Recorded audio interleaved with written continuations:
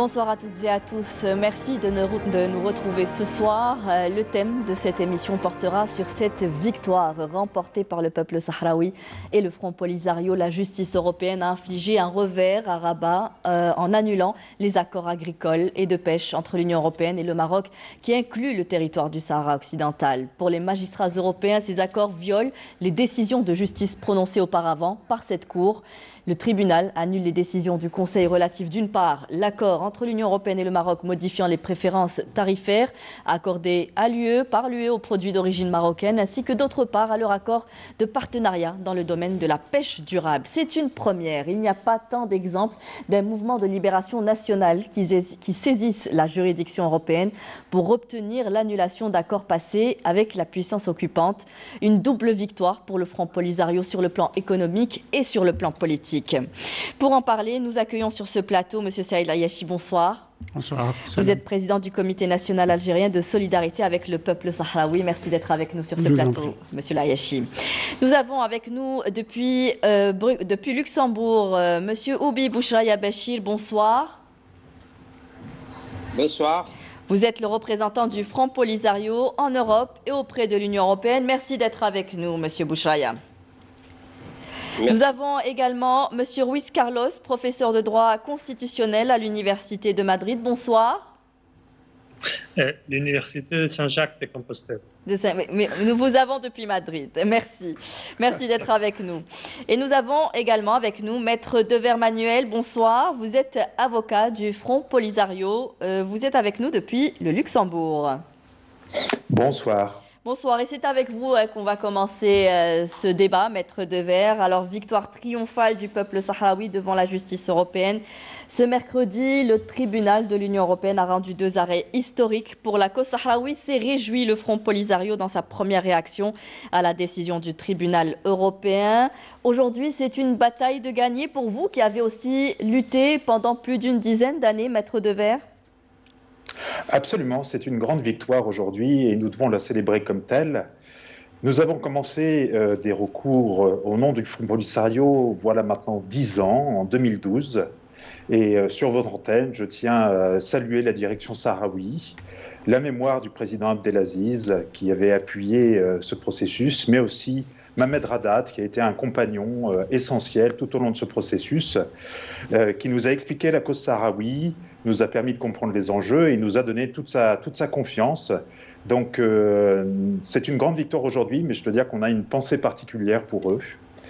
Lorsque nous avons commencé ces procédures, il faut dire que les puissances coloniales, en tout cas un esprit colonial, je dirais, avait cherché à diluer le droit à l'autodétermination en disant finalement, au Sahara occidental, il est admissible de faire des affaires avec l'occupant marocain à partir du moment où c'est bénéfique pour les populations. Qu'est-ce que veut dire bénéfique? On n'en a aucune idée.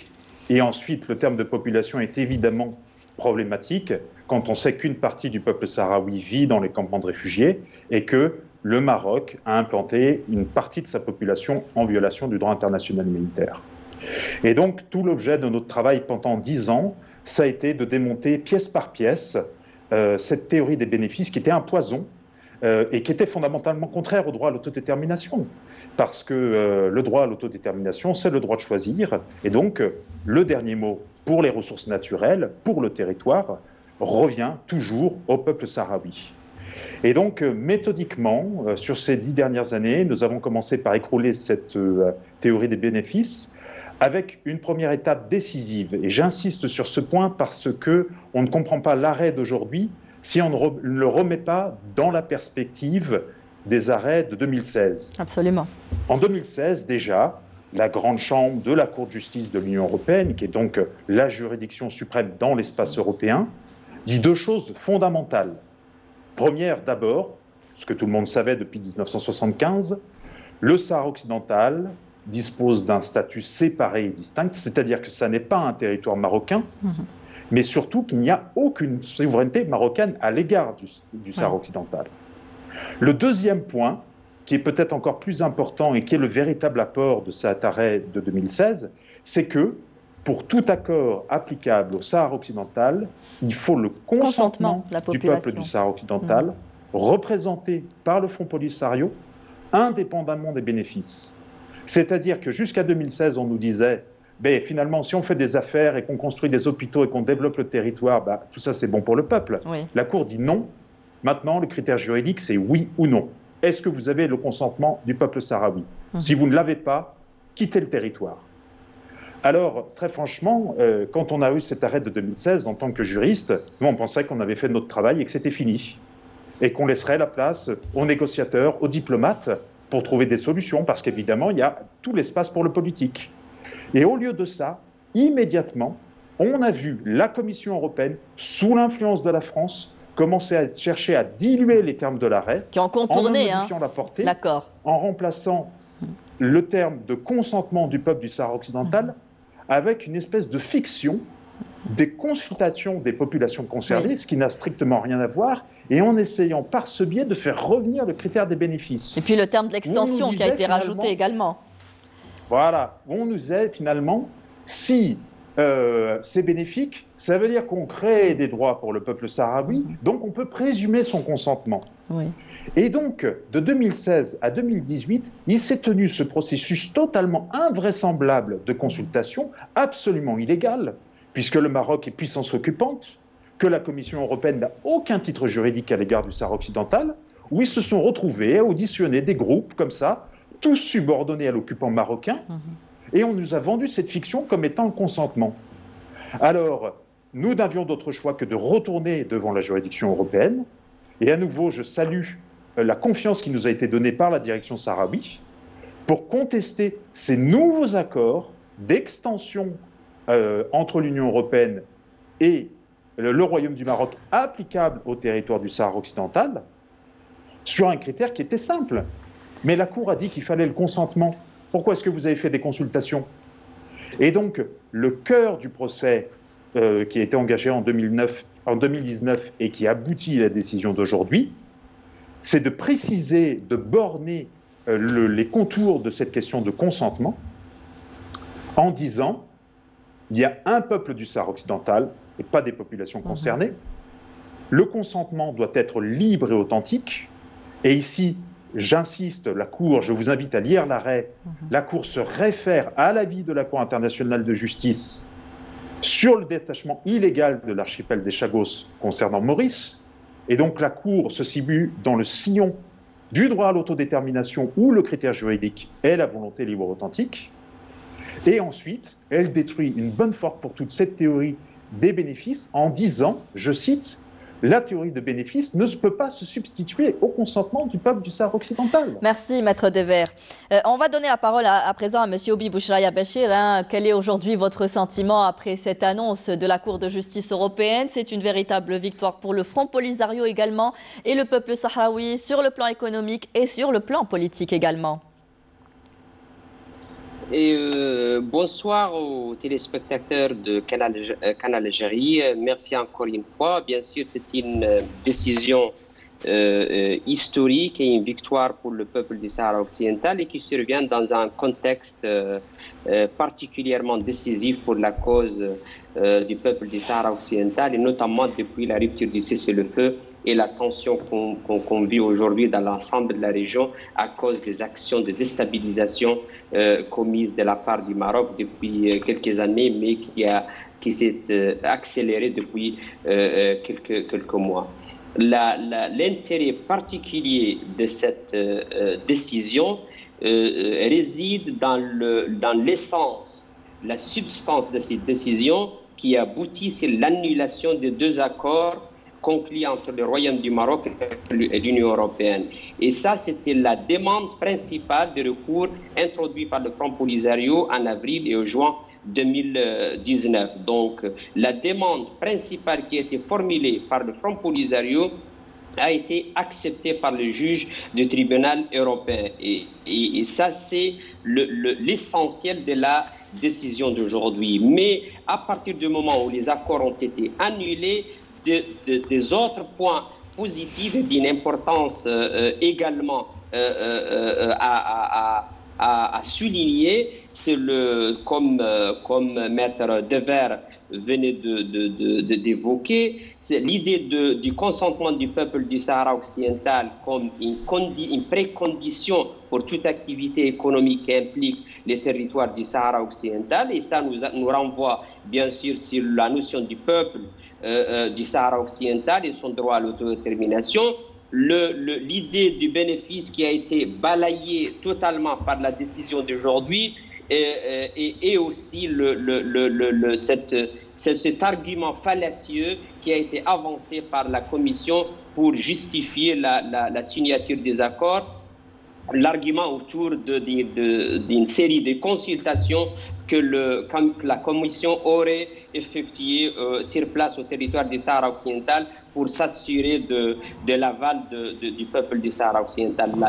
Le tribunal aujourd'hui a décidé de la façon la plus claire que ces consultations ne peuvent en aucun cas substituer la nécessité et la condition d'avoir le consentement du peuple du Sahara occidental. Mais je crois que le point aujourd'hui et qui vient à l'origine de ces recours qui ont été introduits par le Front Polisario, c'est l'affirmation et la confirmation du statut du Front Polisario en tant que représentant du peuple du Sahara occidental, ayant droit au nom de ce peuple d'agir avant la justice européenne et avant le reste des instances internationales pour défendre les intérêts du peuple du Sahara occidental et son territoire. On va voir quelles sont les voies qui s'ouvrent à vous grâce à cela. Ce sont des éléments dans son ensemble qui invitent à l'optimisme, mais qui sont une décision qui devrait être prise en considération par pas seulement l'Union européenne, mais aussi par le Conseil de sécurité qui s'épanche à la fin du prochain mois octobre d'adopter une nouvelle décision sur le Sahara occidental. Encore une fois, le message devrait être bien reçu de la part du Conseil de sécurité sur la nature juridique, le droit du peuple du Sahara occidental à l'autodétermination, mais aussi la nécessité d'agir en conséquence et assurer la décolonisation du territoire du Sahara occidental. Merci. Avant de vous donner la parole, M. Layachi, je sais que vous attendez cela. Je vais continuer avec M. Ruiz Carlos.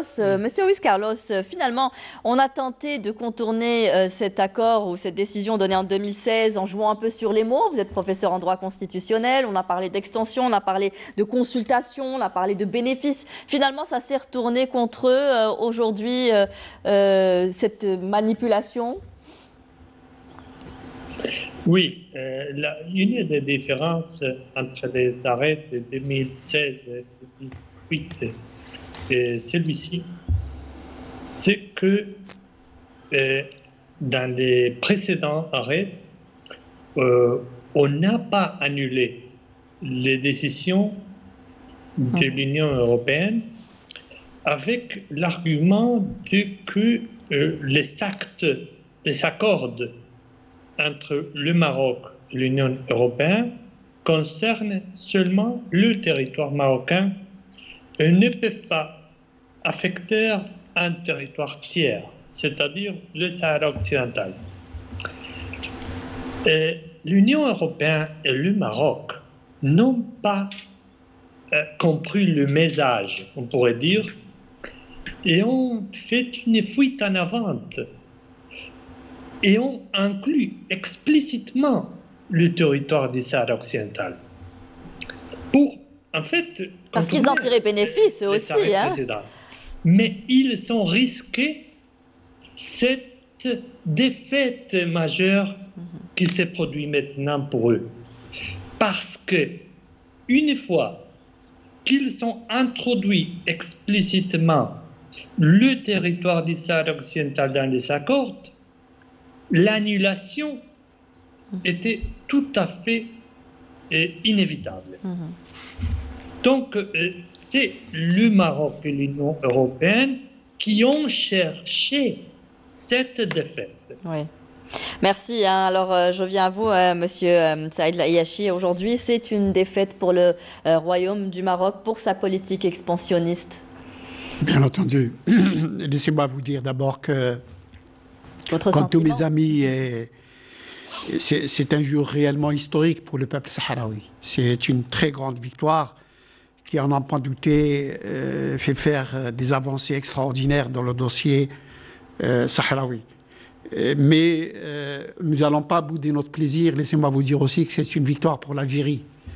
Non pas, j'allais dire, pour tirer profit d'une situation, mais pour dire tout simplement que cet arrêt juridique de la Cour de justice de l'Union européenne vient encore une fois confirmer que la position constante de l'Algérie sur le dossier du Sahara occidental est une position juste. Et ça s'inscrit dans le droit international. Puisque notre pays a toujours appelé au respect du droit, au respect du droit international pour ce qui est de la décolonisation et au respect du droit et des droits de l'homme dans les territoires occupés. Donc notre position est juste et elle vient de façon directe ou indirecte, c'est selon renforcer la position de notre pays. Et donc, j'allais dire victoire pour les Sahraouis, mais aussi victoire pour l'Algérie. Je ne reviendrai pas, si vous voulez, sur mes amis ont parlé de l'annulation. Ils ont parlé aussi, mais il y a, cela comporte sur le plan politique. Il y a, j'allais dire, des formulations dans cet arrêt qui sont éminemment politiques. Il y a d'abord cette reconnaissance au Front Polisario d'une capacité de représentativité juridique pour le mouvement indépendantiste sahraoui. Ça veut dire quoi? Ça veut dire que demain, le Front Polisario peut aller devant n'importe quel tribunal européen et rester en justice n'importe quel pays ou n'importe quelle entité, pour peu que la raison, bien sûr, soit valable. Et de ce côté-là, nous faisons confiance à nos amis sahraouis, qui sont des gens sages et sérieux, mais aussi pour n'importe quelle entité, qu'elle soit bilatérale ou multilatérale. Et donc, ça ouvre des perspectives extraordinaires quant au combat des Sahraouis, qui placent leur combat sur le plan du droit. Rappelez-vous que militairement, ils étaient vainqueurs sur le terrain, mais quand on leur a parlé du droit international, ils ont dit oui, si vous nous l'appliquez, nous sommes preneurs et nous arrêtons le combat. Donc les Sahraouis placent leur combat sur le plan du droit. Et aujourd'hui, le droit a été prononcé, il a été dit en leur faveur. Mais cette formulation dans l'accord aussi a révélé des choses que le régime marocain a toujours voulu nier, alors qu'elles sont clairement dites. Le régime marocain nie l'existence du peuple sahraoui. Dernièrement, on a vu même le Makhzen avoir recruté quelques pseudo-intellectuels marocains qui, pour des fouilles tout à fait non vérifiées, disent qu'il n'existe pas de peuple sahraoui. Eh bien, le terme peuple sahraoui est prononcé 4 fois dans le truc. Bien sûr, on peut faire référence aux documents de l'ONU, aux documents de l'Union africaine, mais c'est pour dire que cet arrêt est très important. Le peuple sahraoui existe bel et bien. Et puis, il y a le terme Sahara occidental. Sahara occidental, rappelez-vous que le Maroc, depuis maintenant 2 décennies au moins, fait la promotion du mythe du Sahara marocain. Il n'existe pas. Il y a le Sahara occidental. Il n'y a pas le Sahara marocain. Ensuite, on parle d'autodétermination. C'est tout ce que demandent les Sahraouis. Le jugement en parle. Et enfin, une fois de plus, il a fait, le tribunal de l'Union européenne l'a fait en décembre 2016 et en février 2018, mais il le refait aujourd'hui. Il dit en quelques mots qu'il y a un distinguo indiscutable entre le territoire du Sahara occidental et le royaume marocain.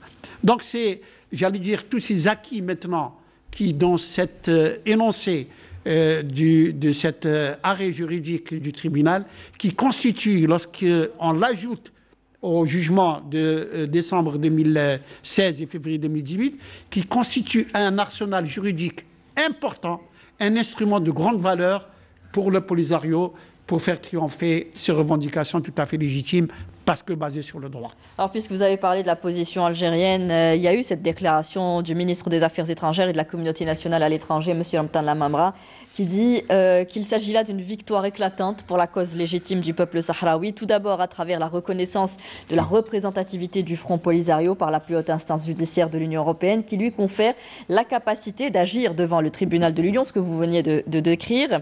Ensuite, à travers l'annulation des 2 accords conclus en violation de l'obligation relative à la nécessaire l'abstention du consentement libre et authentique du peuple sahraoui qui découle directement du statut séparé et distinct du territoire du Sahara occidental en tant que territoire non autonome éligible à l'autodétermination conformément au droit international. Est-ce que cette nouvelle sentence qui vient de tomber ouvre une nouvelle étape dans la lutte du peuple sahraoui ou du peuple du Sahara occidental pour l'exercice de son droit inaliénable, maître Devers? Parce que on va pouvoir, grâce à ces arrêts, rétablir un rapport de force. Alors je précise évidemment que nous travaillons en tant que professionnels du droit et nous ne menons pas de questions politiques. Mais pour avoir bien étudié la question sahraoui sous l'angle des relations européennes, on peut dire que la principale responsable du processus inachevé de décolonisation du Sahara occidental, c'est l'Union européenne, en particulier la Commission. Parce que quand l'Espagne devient membre des communautés, à l'époque en 1987, il se pose de la question de savoir si on reprend ces accords de pêche qui avaient été signés au moment du retrait illégal de Madrid. Et la Commission, évidemment, est saisie dès l'adhésion espagnole de cette question, elle l'ignore, et c'est comme ça que l'Union européenne se retrouve impliquée d'abord dans l'exploitation des ressources halieutiques du Sahara occidental. Après vient un deuxième temps qui est très important, et je pèse mes mots quand je dis que l'Union européenne est l'une des principales responsables dans l'obstruction du processus d'autodétermination, c'est que le cessez-le-feu est conclu en 1991, et dès 1993, la Commission européenne se rend en territoire sahraoui occupé, elle délivre des agréments à des sociétés marocaines qui peuvent de ce fait exporter vers le territoire européen. On parle de 500 à 600 millions d'euros volés au peuple sahraoui à cause des investissements européens dans les territoires occupés. Cela ne va forcément pas aux investissements sahraouis, au profit des Sahraouis en tout cas. Donc il y a une grosse perte derrière quand même économique. Absolument, c'est des chiffres qui sont colossaux. Et je veux souligner ici un point qu'il faut bien comprendre, c'est-à-dire que quand une société perd un chiffre d'affaires, il y a le manque à gagner, et puis il y a ce qu'elle aurait pu faire en termes de politique d'investissement, voilà. Mais là, c'est totalement différent. On parle du préjudice subi par un peuple. Il faut se poser la question de savoir tout ce qu'aurait pu réaliser le peuple sahraoui avec cet argent qui manque dans les caisses. Les bourses qui auraient pu être payées, les universités, les hôpitaux, tout le développement. Il y a des rapports très sérieux qui sont faits par la Banque mondiale sur le coût de l'occupation Israël de la Palestine, et le rapport est de 1 à 10.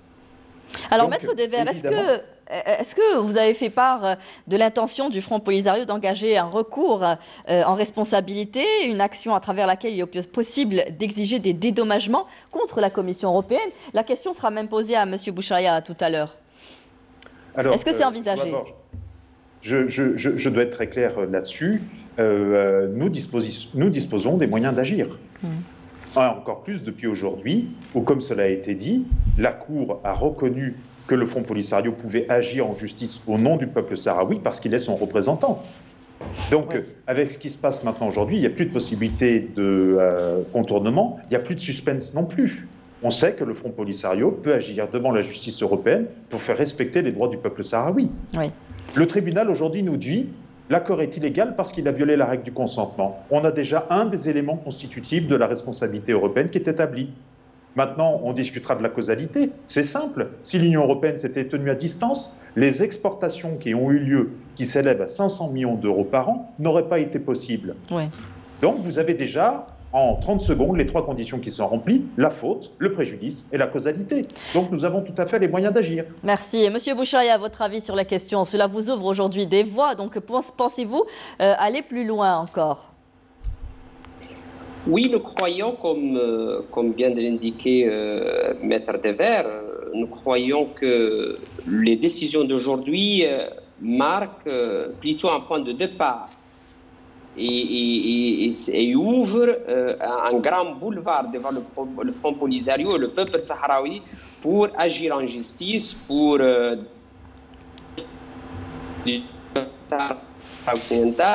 sur la nécessité d'introduire des recours à responsabilité contre la Commission européenne sont tout à fait envisageables. Et aujourd'hui, on est toujours à l'attente de voir la nature de l'Union après les décisions d'aujourd'hui. Le chemin choisi par l'Union européenne jusqu'aujourd'hui, c'était la fuite en avant, c'était la banalisation de la justice européenne et c'était cette volonté à peine déguisée de faire un pari exclusif sur le Maroc et les intérêts du Maroc au détriment de la paix, la justice et le reste des pays de la région. Et nous espérons et nous profitons pour faire un appel aux dirigeants européens et pour leur dire que le temps est venu pour que l'Europe assume sa responsabilité et comprenne que la paix au Sahara occidental, mais dans l'ensemble de la région, ne peut être durable que quand elle est juste. Oui. Et c'est la base d'une justice et le respect du droit international. Vous avez un peu les cartes entre vos mains aujourd'hui, hein. Monsieur Carlos, ces accords resteront toutefois en vigueur pendant 2 mois afin de préserver l'action extérieure de l'Union et la sécurité juridique de ses engagements internationaux, selon le communiqué de presse qui a accompagné l'arrêt. Est-ce qu'il n'y a pas moyen encore cette fois-ci de contourner le texte? Non.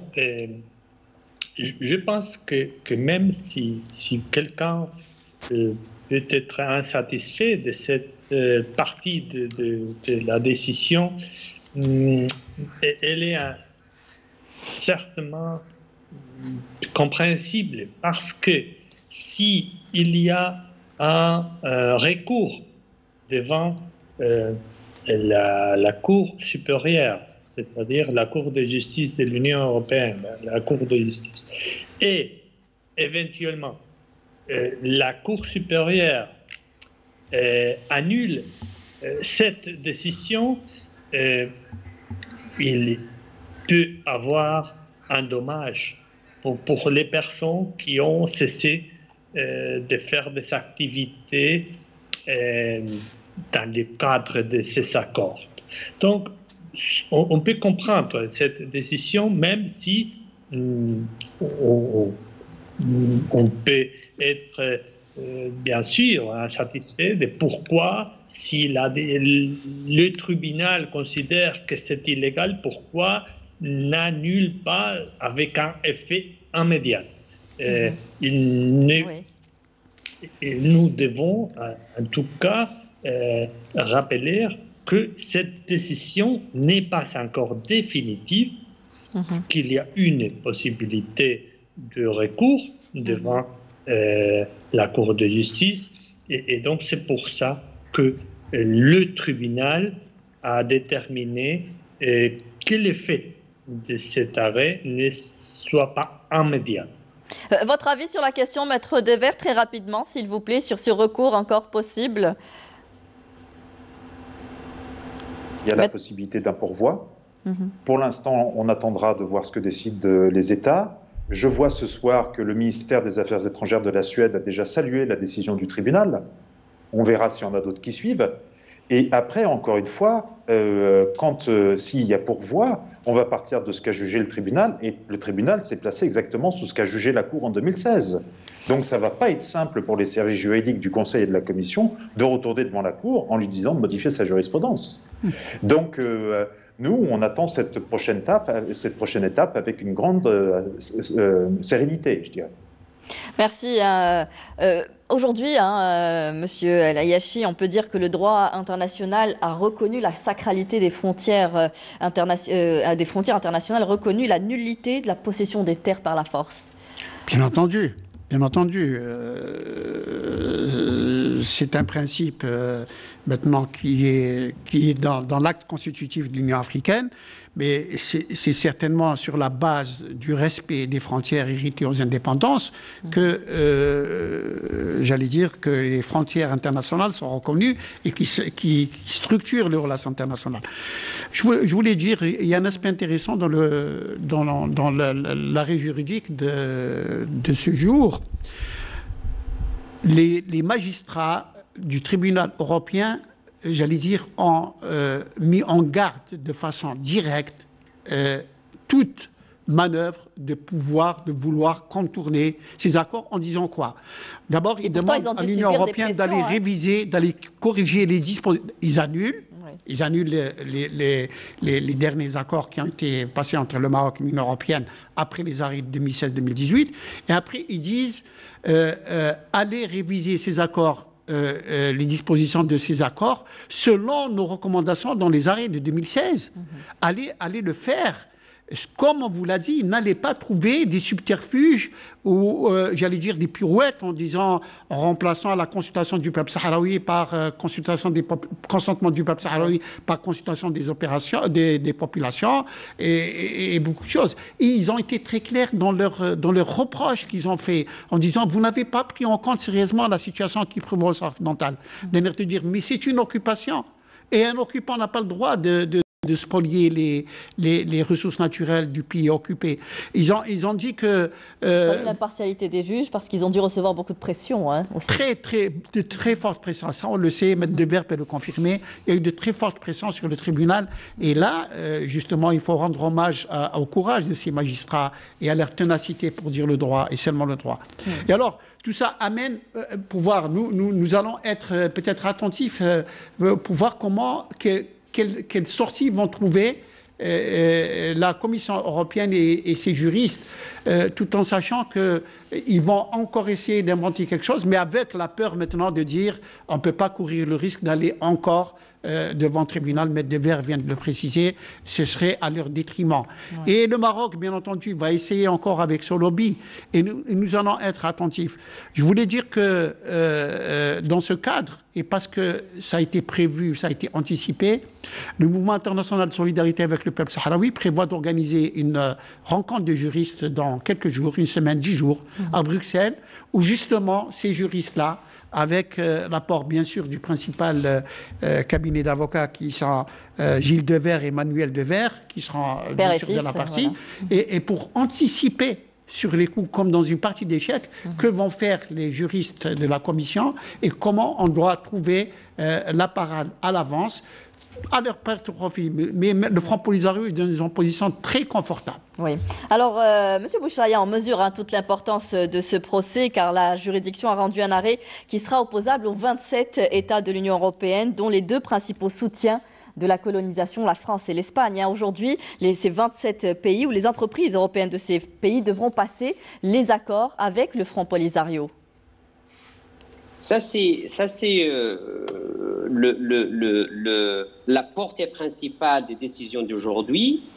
Et en attente de la réaction de l'Union européenne, comme a été évoqué tout à l'heure, le pourvoi est un scénario possible devant l'Union européenne, irresponsable bien sûr, peut-être qu'ils gagneront un peu de temps, mais l'aboutissement du pourvoi et les décisions de la Cour de justice est connu. Ça serait la consolidation du droit et la souveraineté du peuple du Sahara occidental. La France et l'Espagne sont les pays amis du Maroc, ils sont les pays derrière toute cette manœuvre de vouloir contourner les arrêts, mais je crois que le contexte actuel du conflit au Sahara occidental et la situation dans la région dans son ensemble ne leur permet pas de continuer avec cette possibilité, sinon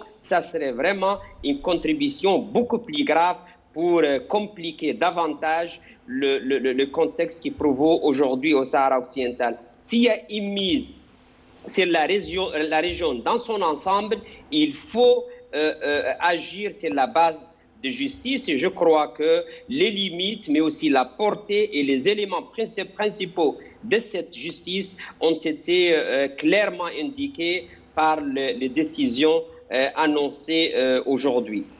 Monsieur Ruiz Carlos, finalement, les facilités d'accès au marché européen contribuent aussi quelque part au maintien de la colonisation marocaine. Bien sûr, parce que si l'occupation est profitable économiquement, pourquoi va le Maroc abandonner le territoire?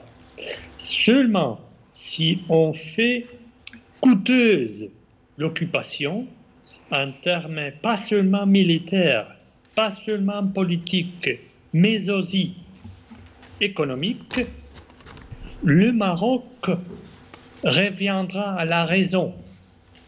Mais dès lors que l'occupation est profitable d'un point de vue rationnel, même si immoral, et il n'y a pas une raison présente pour abandonner un territoire qui est une source de profits économiques. Oui. Donc, c'est très important. Les taux se resserrent finalement, Monsieur Layachi, contre le Maroc ou pour Je le suis Maroc. de ceux qui le pensent, oui, c'est très sérieusement, parce que là, nous avons l'aspect juridique, et encore pas tout l'aspect juridique du dossier sahraoui, mais c'est un aspect important. C'est un véritable séisme pour le Maroc et une très grande victoire pour le Front Polisario. Mais probablement, forcément, il doit avoir des retombées sur le plan politique, parce que, comme nous l'avons dit, l'arrêt déjà a quelques connotations politiques quand il parle d'autodétermination, de territoires séparés, de peuple sahraoui, de Sahara occidental. Mais nous sommes dans une dynamique qui est présente, qui est prégnante. L'envoyé personnel du secrétaire général de l'ONU vient d'être nommé.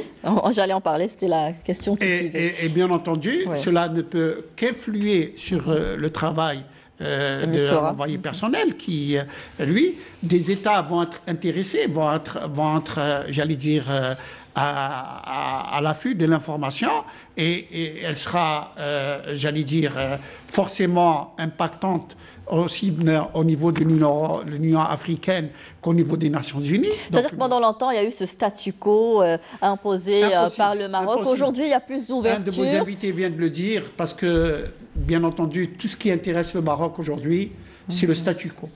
Il veut aller ni aux négociations, ni que les choses changent, parce qu'il veut s'installer. La politique du fait accompli, comme le fait Israël au Moyen-Orient. Et par conséquent, aujourd'hui, c'est d'une certaine façon un coup, j'allais dire, un coup de massue sur cette situation de statu quo, parce que précisément, il y a eu un chef de la MINURSO qui a été nommé, l'envoyé spécial, les accords. Et donc, j'allais dire beaucoup de choses qui sont en train de changer en faveur des Sahraouis. Oui. Et par conséquent, le Maroc ne peut plus maintenant s'arc-bouter sur des positions intenables, d'autant plus qu'il n'a pas le droit avec lui, et il n'a pas, j'allais dire, la dynamique du dossier avec lui. Alors, Monsieur Bouchraya, justement, il y a eu cette nomination de l'envoyé spécial de l'ONU pour la question du Sahara occidental. Il y a eu aussi la nomination du diplomate russe, Alexander Ivanko, en tant que nouveau représentant spécial pour le Sahara occidental et chef de la mission des Nations Unies pour l'organisation d'un référendum au Sahara occidental. Alors, que pourrait apporter ce diplomate russe sur la question de l'organisation de ce référendum, quand on sait que la MINURSO n'a pas eu vraiment de rôle à jouer quand il y a eu la rupture du cessez-le-feu?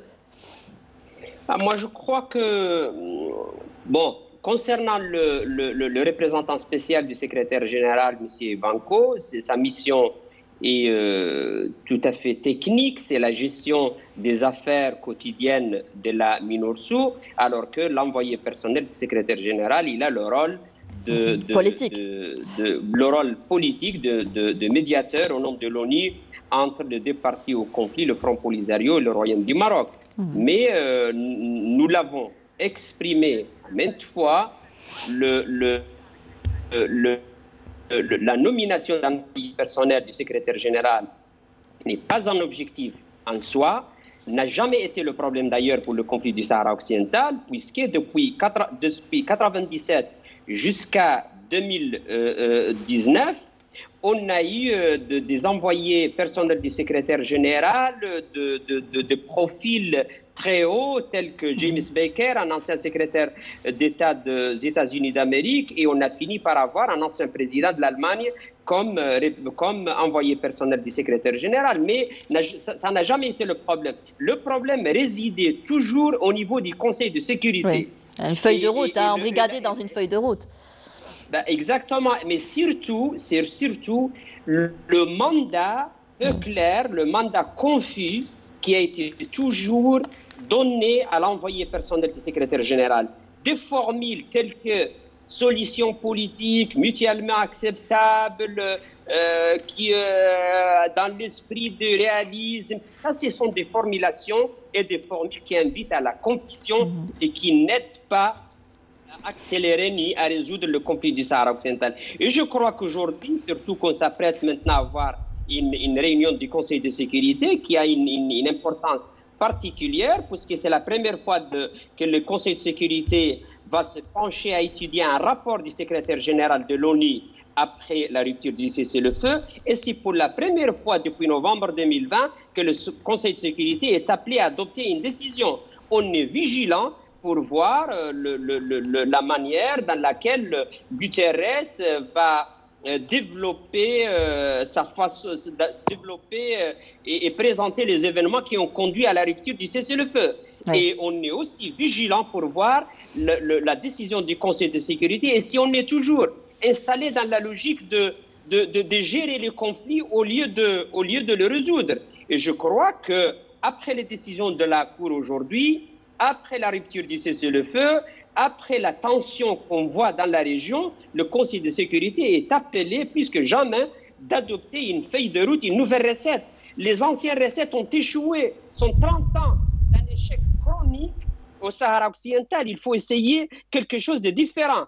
Et nous croyons que cette recette, cette feuille de route, devrait constituer d'abord un mandat clair, donné à l'envoyé personnel du secrétaire général dans la ligne du seul accord signé entre les deux parties qui est autour du référendum d'autodétermination.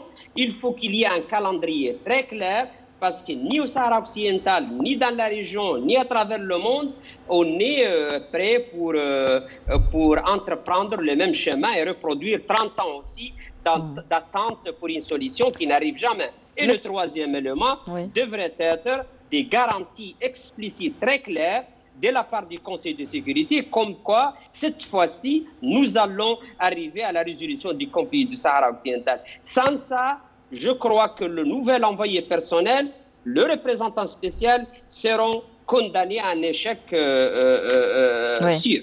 Merci. Monsieur Ruiz Carlos, finalement, est-ce que ces décisions de la Cour de justice européenne mettent un peu plus la pression, comme vient de le dire Monsieur Bouchaya, sur le Conseil de sécurité, pour qui la clé de la résolution définitive du conflit au Sahara occidental sont entre les mains du Conseil de sécurité? Oui, bien sûr. Une chose qui a été sciemment ignorée par le Conseil de sécurité pendant toutes ces années, c'est la question économique. On ne peut pas oublier que, et en fait, le tribunal européen a rappelé ces points, le droit à l'autodétermination n'a pas un contenu seulement politique, mais aussi économique. La souveraineté permanente des ressources naturelles. Et évidemment, le Conseil de sécurité, et ce n'est pas une position innocente, n'a pas voulu introduire la souveraineté économique, l'autodétermination économique dans les cadres de la discussion sur la question du Sahara occidental. Je ne sais pas si le Conseil essayera d'ignorer cet aspect encore. Mais si tombe dans cette tentation, cette tactique, bien sûr, sera avouée à l'échec, parce que la réalité, c'est que la question économique est très importante dans ce conflit. Maître Devers, on l'a dit aujourd'hui, c'est un peu le triomphe du droit international. Un peuple ne peut construire son avenir sans le respect du droit international. Est-ce que ce qu'a dit le tribunal aujourd'hui deviendra forcément, nécessairement une référence ? Absolument, je crois vraiment qu'il faut garder ça en tête parce que il faut bien voir que pour la Cour, le tribunal, c'est comme si vous étiez dans une tour de contrôle. Et donc, cette cour de contrôle depuis l'Union européenne, il n'y a pas que le Sahara occidental qui est occupé, il y a d'autres territoires dans le voisinage qui le sont, dont la Palestine. Et donc, d'abord, la Cour a la conscience de devoir maintenir une jurisprudence cohérente pour toutes les situations, et pas simplement celle de Sahara occidentale ou des cas particuliers. C'est le premier point. Le deuxième point ensuite, c'est qu'en ce moment même, il y a une certaine défiance de certains gouvernements à l'égard des arrêts qui sont rendus par la Cour, et aujourd'hui le tribunal dit, mais cette défiance qui existe aussi de la part de la Commission européenne et de la part du Conseil, on ne peut pas la tolérer. Et donc le tribunal dit aux dirigeants européens, personne n'est au-dessus des lois. L'état de droit vaut pour tout le monde, y compris dans les relations extérieures, et il faut respecter les décisions de justice. Merci à M. Layachi. Aujourd'hui, si on devait parler de l'impact de cette décision sur Rabat. Je crois que ce n'est pas la fête à Rabat en ce moment. Hein. C'est clair que, encore une fois, c'est une gifle magistrale. Mais ce qui est intéressant, en tout cas pour les Sahraouis, ce qui est intéressant de noter, c'est qu'elle vient à la suite de plusieurs autres gifles magistrales, d'autres défaites politiques et diplomatiques qui remontent uniquement dans un passé très récent, à partir de juin. Rappelez-vous leur échec de vouloir absolument gêner la présence du président sahraoui en Espagne, oui, qui de toute façon s'est terminé en faveur du président sahraoui. Les migrants, la menace par les migrations clandestines contre l'Espagne qui a fouté, leur pseudo-manœuvre qui se déroulerait au Sahara occidental qui a été démenti par l'administration américaine, et par la suite aujourd'hui et finalement tout ça c'est basé un peu sur la déclaration de Trump qui n'a pas été suivie. Mais la déclaration de Trump n'a pas eu le retour escompté. Était dangereuse en ce sens qu'elle pouvait entraîner un phénomène d'entraînement. On aurait pu craindre que d'autres pays auraient suivi. C'est le contraire qui s'est fait. Pourquoi? Parce que de toute façon, la déclaration de Trump au droit international. était une dynamisation, était de la dynamite contre le droit international. On aurait accepté la déclaration de Trump, c'en était fini du droit international. Et par conséquent, aucun pays, pas même les soutiens du Maroc, n'ont suivi Trump, qui d'ailleurs, l'administration Biden, sans prendre la formule de annuler de façon formelle le décret, le contourne. Anthony Blinken, le secrétaire d'État américain, a appelé, et avec insistance, le secrétaire général des Nations Unies a désigné l'envoyé personnel pour... il y a des choses qui sont en train de se planter dans le dossier et on avance quand même en faveur des Sahraouis. Oui. Les combats ont repris, ce qui est une pression sur le royaume du Maroc. L'envoyé personnel vient d'être nommé et évidemment, on va probablement assister à des manœuvres de blocage et d'handicap de la part du Maroc. Le tribunal européen vient de se prononcer en faveur des Sahraouis. Le comité paix et sécurité de l'Union africaine s'est prononcé en avril avec des décisions tout à fait importantes qui attendent leur traduction sur le terrain. Et donc, il y a tout un faisceau maintenant de paramètres, de facteurs qui vont favoriser et donner une dynamique au dossier qui avance dans le bon sens pour le triomphe des revendications légitimes des Sahraouis. Cette décision met aussi dans une position inconfortable, je dirais, la communauté internationale qui devra un peu revoir ses cartes à jouer au niveau du Sahara occidental. Alors soyons clairs, la communauté internationale dans son ensemble, pour ne pas dire dans son unanimité, mais recommande l'autodétermination pour le peuple sahraoui.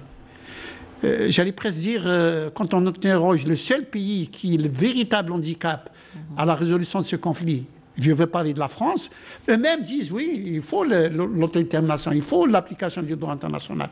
En réalité, regardez ce qui s'est passé avec l'Allemagne. L'Allemagne, en juin, elle avait dit au Conseil de sécurité, il faut qu'on se pense sérieusement sur le dossier. Et il y a eu, vous vous rappelez, cet accrochage entre le Maroc qui croyait pouvoir intimider l'Allemagne en montant sur ce grand chevaux.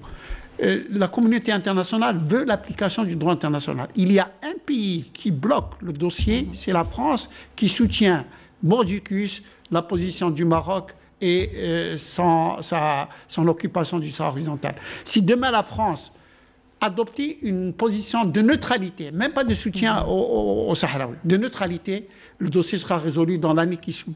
Mais la France, en tant que membre permanent du Conseil de sécurité, donc disposant d'un droit de veto, bloque toute dynamique au niveau des Nations Unies, que ce dossier-là qui est confié sur la table des Nations Unies doit être réglé dans le cadre des relations internationales et en application du droit international. Or, la France gêne cette approche et cette dynamique pour régler ce dossier. Alors aujourd'hui, c'est une victoire, mais pour autant, cela reste une étape très importante dans le processus. Quel serait aujourd'hui le prochain combat à mener? Reprendre les pourparlers autour de la table sous l'égide de l'ONU? Moi, je suis de ceux qui pensent, de toute façon, on n'a pas vu un conflit dans le monde qui ne finit pas autour d'une table. Donc les négociations, le problème, c'est que les négociations sont gênées par le Maroc parce que ça ne l'arrange pas, pour une raison très simple. On va aux négociations pour parler de la date du référendum. Oui. Il n'y a rien à parler. Il y a à parler le référendum. Et le référendum doit être, doit se prononcer pour le Maroc ou pour l'indépendance des Sahraouis. Donc, tout le monde est pour cette solution, sauf le Maroc et les soutiens qui sont les siens, Israël, la France, bien entendu.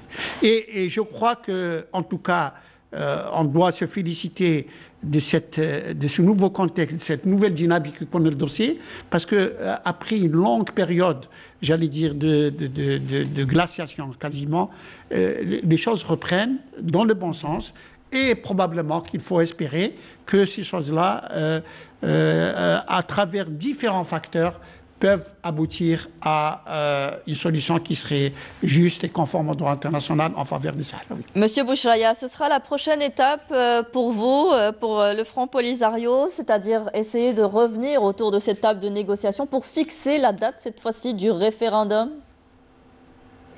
Notre engagement est clair pour la solution pacifique et pour les négociations comme un moyen d'aboutir à une solution qui garantit le droit à l'autodétermination et l'indépendance du peuple du Sahara occidental. Mais comme je disais auparavant, tout dépend maintenant de la formule qui serait adoptée par le Conseil de sécurité. L'invitation à une nouvelle table ronde ou un nouveau rendez-vous de négociation n'est pas un objectif en soi. On a essayé ces recettes à travers le passé. Ils ont échoué. Le Conseil de sécurité de l'ONU, il a l'obligation maintenant, et notamment à cause de la situation qu'on vit aujourd'hui au Sahara occidental. Depuis novembre 2020, le contexte au Sahara occidental est totalement différent de celui qui existait au moment où Koller était à la tête de cette médiation. Aujourd'hui, il y a un nouveau contexte, il faut essayer de nouvelles recettes. Et tout dépend du Conseil de sécurité de l'ONU. La communauté internationale est totalement redevable vis-à-vis du peuple du Sahara occidental. On était très généreux pour payer notre partie de la facture de la paix. On l'a payé d'une façon excessivement généreuse, jusqu'au point de prendre même des décisions très risquées, telles que le plan Becker, par exemple, là où on a accepté le principe de l'autonomie pendant 4 à 5 ans, qui finira par l'organisation du référendum d'autodétermination. Là où une partie des colons marocains auront le droit à voter. Ça, ce sont des histoires qui sont derrière nous. Mais ça, c'est juste pour vous montrer comment on était généreux et disposé à payer notre facture de la paix. Mais la partie devant nous s'installait dans la logique du refus pratiquement de tout, et de la part de la Conseil de sécurité, la communauté internationale, et notamment le Conseil de sécurité, il n'y avait aucune action, aucune décision qui a été adoptée pour obliger le Maroc à respecter ses engagements. Voilà les raisons pourquoi on est arrivé à la rupture du cessez-le-feu et au dérapage de novembre 2020. Et aujourd'hui, je crois que la situation est totalement nouvelle. Il faut une nouvelle approche. Monsieur Maître Dever, est-ce qu'on peut dire aujourd'hui que c'est un sérieux revers pour le Maroc dans sa quête sans relâche pour la reconnaissance internationale de sa souveraineté sur le Sahara occidental? Ah oui, je dirais même que c'est un double revers. Le premier revers, d'abord, c'est qu'on voit qu'au plan juridique, il n'y a pas d'argument du côté des autorités marocaines. Et je précise que nous faisons la différence entre les dirigeants marocains et le peuple marocain. Oui. Donc c'est une grande défaite aujourd'hui pour les dirigeants et non pour le peuple. Mais pour les dirigeants marocains, ils engagent depuis des années des batteries de communicants pour essayer de jouer sur les termes, et ce soir tout s'est écroulé. La deuxième défaite, et je veux insister sur le point, c'est qu'en décembre dernier, on nous a vendu la proclamation de Trump comme un grand acte, une grande reconnaissance internationale. Mais ça n'est jamais qu'un acte de droit américain, alors que dans le cadre des nouveaux accords d'association Union européenne-Maroc, il y avait des extensions explicites. Et donc, dans des actes de droit international, le Royaume du Maroc avait accepté qu'il n'avait pas de souveraineté sur le Sahara occidental. C'est aussi ce qui explique la décision d'aujourd'hui.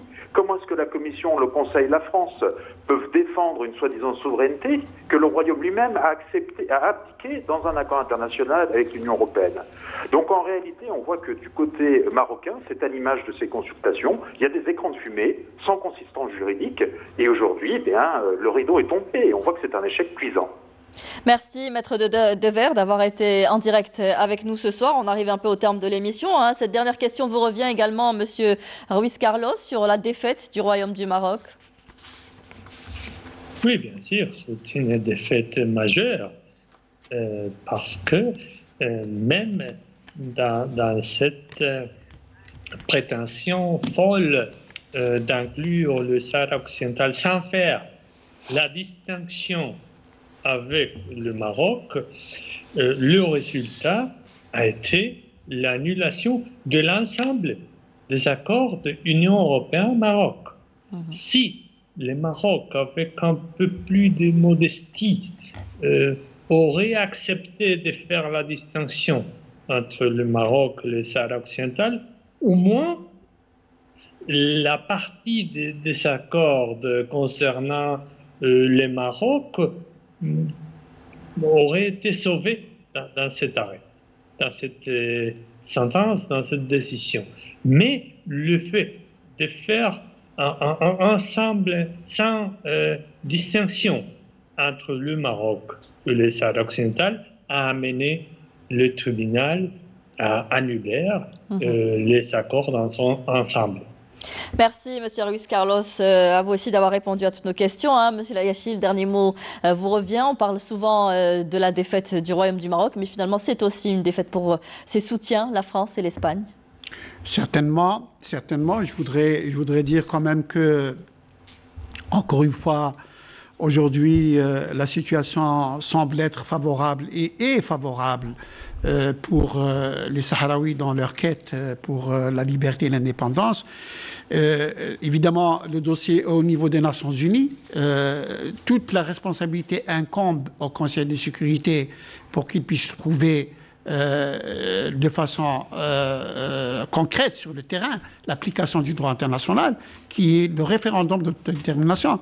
Mais je voudrais aussi rappeler quand même que l'Afrique, c'est-à-dire l'Union africaine, peut et doit jouer un rôle important dans ce dossier, étant donné que d'abord il s'agit d'un pays africain, Absolument. La dernière colonie en Afrique, et que la RAS est un membre fondateur de l'Union africaine, qu'il siège à l'intérieur de l'Union africaine, que le Conseil Pays Sécurité a pris d'importantes décisions dont on attend évidemment la traduction sur le terrain, et que par conséquent, il faudra, j'allais dire, toute cette synergie venant de l'Afrique avec les pays, j'allais dire, comme l'Allemagne, la Grande-Bretagne, les pays scandinaves, etc., et le Conseil de sécurité, pour qu'on arrive quand même à pouvoir faire en sorte que le soutien de la France ne puisse pas gêner